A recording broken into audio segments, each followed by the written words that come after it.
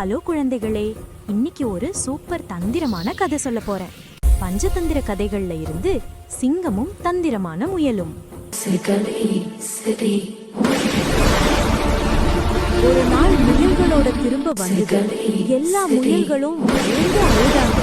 ஆனா ஒரு சின்ன முயல் தைரியமா சொன்னது, நான் போறேன், ஆனா எனக்கு கொஞ்சம் தாமதமாகலாம்னு. சிங்கம் ரொம்ப கோபமாச்சு. என்ன போலின்னு சொன்னதா காட்டு கத்துச்சு. முயல் சிங்கத்தை ஒரு ஆழமான கிணறு பக்கம் கூட்டிட்டு போச்சு. கிணற்றுல தண்ணியில சிங்கத்தோட பிரதிபலிப்பு தெரிஞ்சது. சிங்கம் அதை பார்த்து, அடே இதோ அந்த போலி சிங்கம்னு குதிச்சு விழுந்து செத்து போச்சு.